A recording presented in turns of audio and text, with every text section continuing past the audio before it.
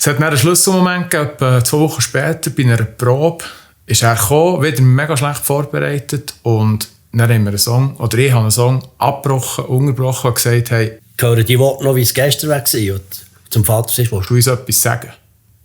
Und dann hat er gesagt, ja, komm, wir gehen raus, Sitzungstisch. Und dann sind wir hergehockt und hat er gesagt, ich mag nicht mehr. Ich mag nicht mehr. Ich muss mich besinnen, das ist, ich weiß nicht mehr welcher Song. Auf jeden Fall irgendwie so ein hoher Scheissdreck-Song, der von der Harmonie her nicht in mein Herz geht, wo ich überhaupt nicht einverstanden bin mit dem hohen Scheiss-Himmel-Komposition, Arschlochzeug, das ich nicht spielen wollte. Sorry, es ist einfach so. Und dann hat es mich hure angeschissen. Das haben ja alle gemerkt, darum hast du mich ja dann gefragt, was ist mit dir los? Und das ist für mich nicht klar. Dann muss ich den Schritt gehen und den Schlussstrich ziehen. Ja, er will nicht mehr. Es macht ihm keinen Spass mehr.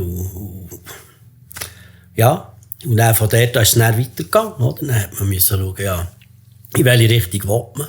Und gleichzeitig haben wir gewusst, es sind noch Shows gebucht vor dran. Und zwar noch viele. Ich habe keine Ahnung, wie es jetzt weitergehen wird. Ich habe gewusst, ich will weiterfahren. Sucht man 2 Törgler, will man so, wie wir jetzt sind. Das hat eigentlich ist fast nie zur Debatte gewesen, dass man einfach jetzt halt irgendwie das 3. hoch in der Welt rumtingelt. Oder geht man komplett in eine andere Richtung. Und relativ schnell ist klar geworden, wir können nicht einen Örgler finden, der den ersetzen kann. Darum haben wir nach einem anderen Instrument gesucht, nach Piano und nach einem, der Mundart singen kann.